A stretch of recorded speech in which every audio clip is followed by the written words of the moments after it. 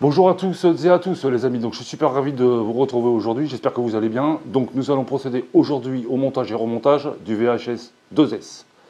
Mais avant toute chose, merci de soutenir la chaîne, n'hésitez pas à commenter, je serai toujours là pour y répondre.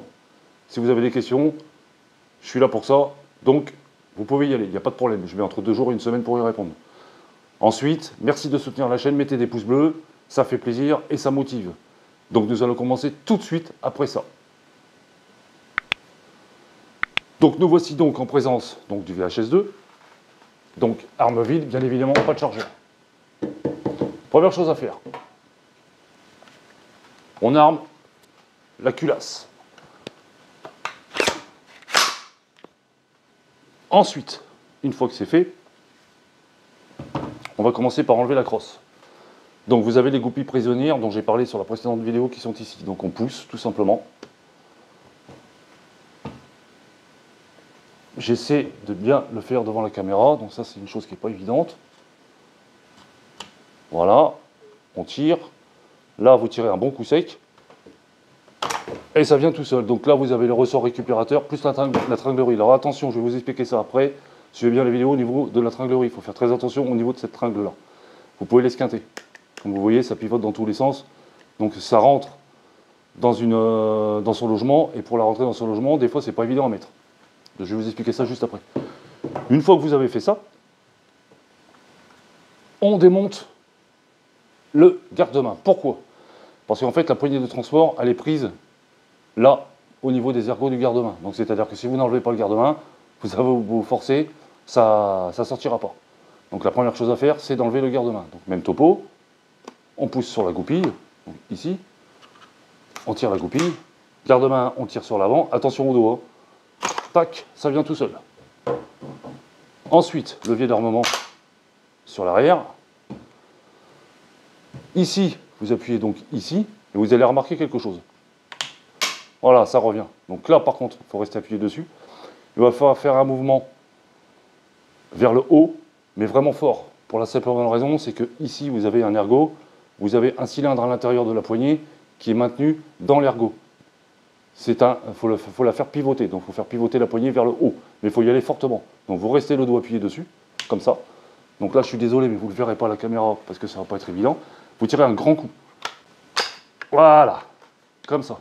Et là, vous pivotez et vous la sortez.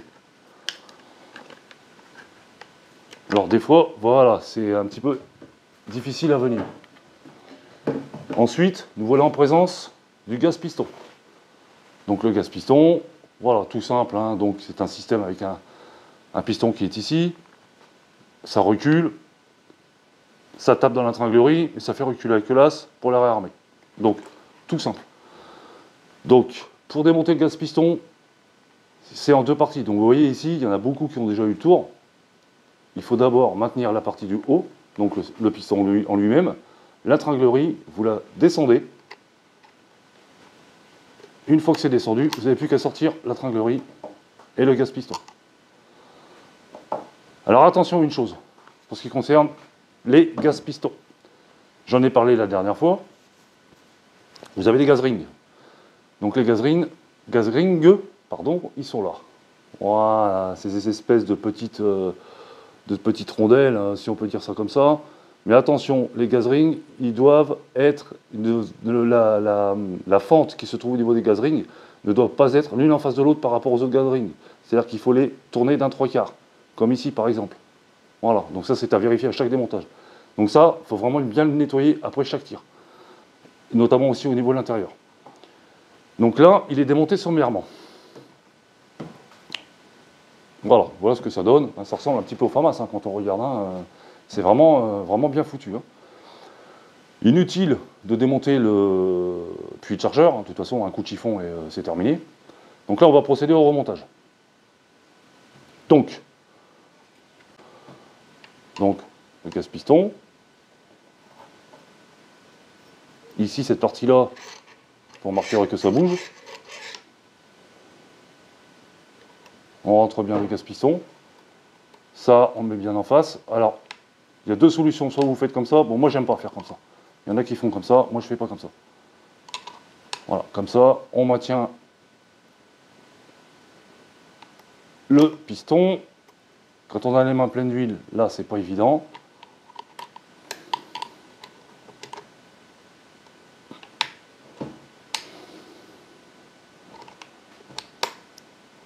Et voilà, là, c'est terminé. Donc, je le refais, vous n'avez pas bien vu certainement la vidéo. Donc voilà, vous voyez, vous maintenez comme ça, vous le rentrez dedans. Voilà, là, c'est remonté, il n'y a pas de souci. On remonte la poignée. Donc là, il suffit de la mettre dans son ergot et vous claquez un grand coup sec. Comme ça, là, c'est fait. Le garde-main.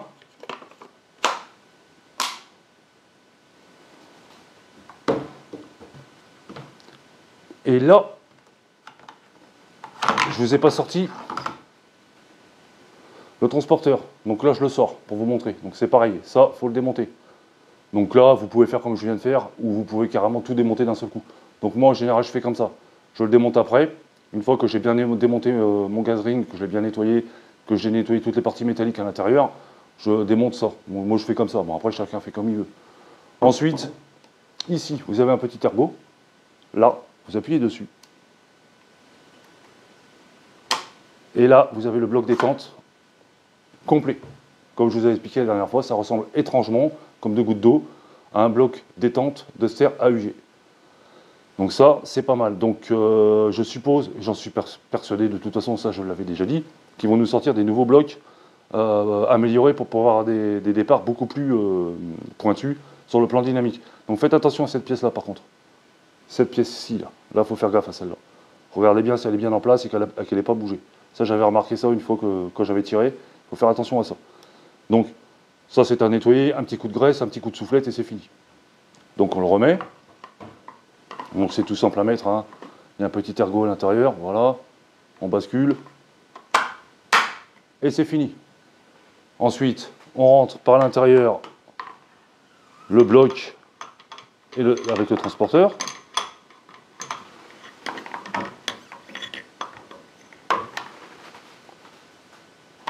On pousse le tout sur l'avant.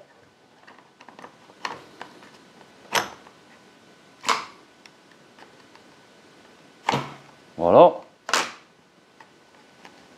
Comme ça, c'est fait. Et c'est là où vient un petit peu la difficulté. Donc à l'intérieur, je ne sais pas si vous allez voir, donc la caméra, je suis désolé, je la fais bouger. Vous avez un petit trou à l'intérieur où vient se loger la tringlerie. Donc il faut vraiment bien mettre ça dedans et ne surtout pas forcer. Donc on va le faire de suite.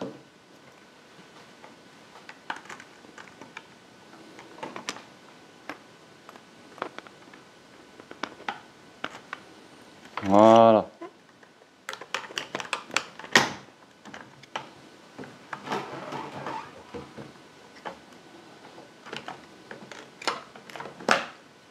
Une fois que c'est mis, vous n'avez plus qu'à pousser sur l'avant. Donc il ne faut pas avoir peur de forcer. Enfin de forcer. Il faut vraiment y aller, c'est une arme d'homme. Hein. C'est pas fait pour de la femmelette ça. Voilà, c'est terminé. Il est remonté. Un petit coup de bon fonctionnement. Et c'est fini. Voilà, terminé. Là, il est remonté. On percute.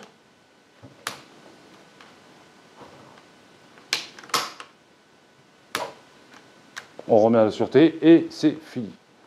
Donc voilà pour la petite vidéo du démontage du VHS 2S.